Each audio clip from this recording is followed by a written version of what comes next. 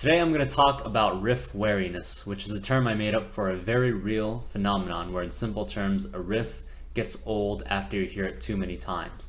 The reason for this is pretty self-explanatory. To bring some psychology into it, there's a thing called habituation, where our senses adapt to familiar stimuli. We basically have a subconscious ability to phase out background noise. So the problem is when you use a riff too many times in a song, it gradually becomes less interesting. It's the same thing like when you repeat a word too many times and it sounds weird. For me, the threshold to how many times you can repeat a riff is somewhere around 3 or 4 times in a song. This is exactly how a traditional rock song gets away with it because the verse-chorus structure is designed around this. You alternate between 2 riffs, the verse, chorus, a guitar solo to break things up, and another chorus to end the song. It's a very classic Iron Maiden style structure like the Trooper. It's why radio hits are usually 2 to 4 minutes long. It's enough to be catchy but not repetitive. As metal songs have tended to get longer, this has become more difficult, especially in black metal where tracks are routinely 6 to 8 minutes long, often greater than 10. Now, as a side note, this is of course not so much as an issue for certain subgenres like drone. There's a subset of black metal that's supposed to be minimalistic, like Burzum, of course, especially the album Philosophem. This is obviously not meant to address that. Instead, this is for people who are working on a song that for creative purposes has to meet a certain length, but are having trouble keeping the song interesting. So how do we avoid riff weariness? I'll start with the most obvious answer, which is to write more riffs. This is of course easier for some than others. Every talk song has a million riffs and each one's awesome. This was also how Emperor wrote their songs because Ihsahn and Samoth had the talent to pull it off. For people like me where riff writing is not one of my strong suits, it's difficult to come up with new and interesting ideas. Making up more riffs is not generally a good idea because you're actually going to end up with filler and just bring the rest of the song down. It's the same reason my albums end up with 4 or 5 songs each, because that's really the number of good riffs I can write before things start to sound too much the same. So when I create what I think is a good riff, I really want to get the most out of it. This is especially how I approached my demo, where most of the songs are basically just one riff songs. So speaking from experience, this is something that I know very well because the last thing I want is to think that my own songs are boring. But my main strategy, and it still really plays a part in how I write songs now, is that I play a riff once, and when I repeat it, I change everything else around it to keep the sound fresh. I've always said that drums can vastly change the way that a riff is perceived because it controls the pace of the song and how it moves. Depending on the riff itself, I might start with something basic like a backbeat, just, kick, snare. Then on the repeat, go into blast beat to, kick things up to the next level. And then after that, maybe break it down in halftime with double kicks to smooth things out. This is how the very first song, Apathy, was actually written. Another thing I try to vary is the bass, sometimes starting with a simple harmony, changing to a counterpoint, and eventually evolving that into a bass lead or even a solo by the end of the song. Since I started double tracking my guitars, I've also taken advantage of that by switching one channel to the harmony while the other one stays in the main riff. And while these little bits seem minor, they actually do a lot to bring your attention back by basically breaking the habituation. Another thing I've done on both Wander and Visions was actually just change the time signature in the middle of the song. And again, it's really interesting to hear how different the same riff can sound just by changing something else in the song, especially the rhythms. My second strategy is another thing I've been doing since the beginning, which is riff variations.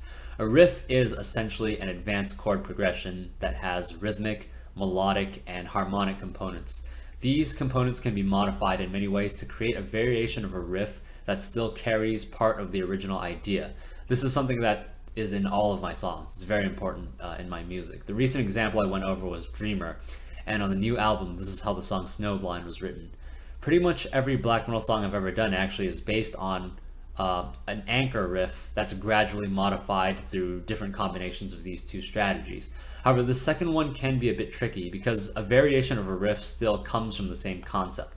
So it can actually contribute to more weariness by not being different enough, and this is something that you have to think about. So some personal examples of songs I wrote that suffer from weariness I think are Nightmare and Through the Inferno. They both share in common the fact that they are 2 of my longer songs. Nightmare is around 13 minutes long, Through the Inferno is about 14 and a half. I knew this was going to be a problem when I was writing the song Nightmare, and what I did was actually to keep the song from having 6 verses was to smash the verses together into 3 mega verses. So each verse consists of 8 quatrains instead of the usual 4. This doesn't really solve the problem, it just moves it around. So to deal with having super long verses in Nightmare, I actually ended up using a very extreme version of strategy 1, which is to change the drums every 2 lines, meaning that each verse has about 4 different drum patterns varying through it. I attempted to put some sort of sense to it, like the line "Panic seizes the reins" has a blast beat under it. So there's an attempt at creating some sort of musically appropriate build, and each verse on its own is not too bad, but when you take the whole song into account, the sheer size of it just makes riff weariness an unavoidable consequence of creating something so big. Through the Inferno is the example of a song that uses strategy 2, and I think this song really fails because of it. Unlike Nightmare, Inferno does have 6 verses, and between each verse is a riff variation. After 4 verses, I have a guitar solo, and then after there are 2 more verses come back with the main riff, there's a final guitar solo. But because the variations on the song I don't think are different enough from the main riff, the song really suffers and gets dragged out a lot. The only thing really saving it for me are the solos, otherwise I would really never listen to the song, even though I think the lyrics are good. In comparison, if you look at my actual longest song, which is Lair from Return, it's about 16.5 minutes long, it does not have a problem with weariness simply because there are a lot of riffs and it's constantly changing from one time signature to another. There's a clean acoustic part, there's solos strewn in between. So these are a couple of techniques that you can use to deal with riff weariness, but let's consider something else. Why not just avoid the problem in general, like with the traditional verse-chorus song? In other words, if I have such a hard time coming up with riffs, why do I insist on writing long songs in the first place?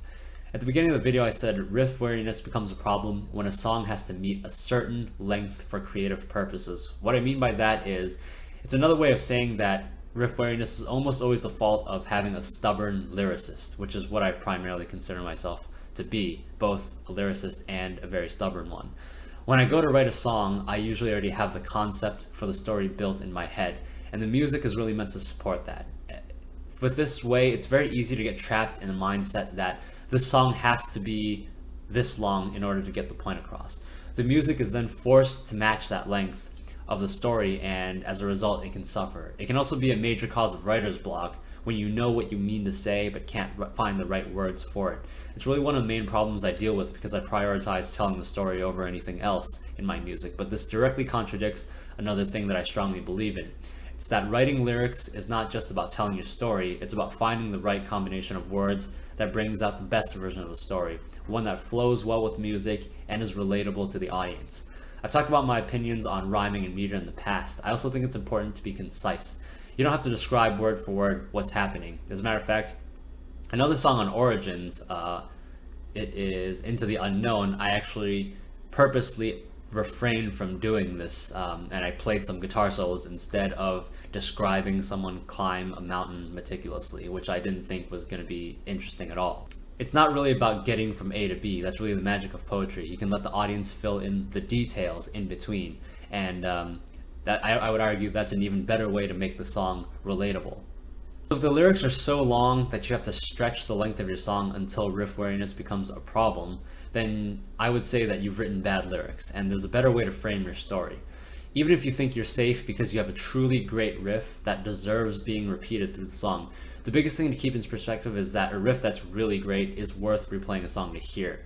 So I would say don't rely on it as a crutch, and always think in context of what am I doing for the song as a whole. You can always break things up and bring the riff back later if you want to reuse it that badly. A great example is Towards the Pantheon, which is my favorite Emperor song. The last thing I want to end on is this. Sometimes you want to repeat a riff over and over again. Repetition is a great way to build suspense, but it's also very easy to overdo. The right way is to gradually build until you hit basically a critical mass, right? And then release to bring your song to the next level. If you take too long and you don't go for the payoff, there's a great term for it. It's called blue balls. So don't blue ball your riffs. That's all.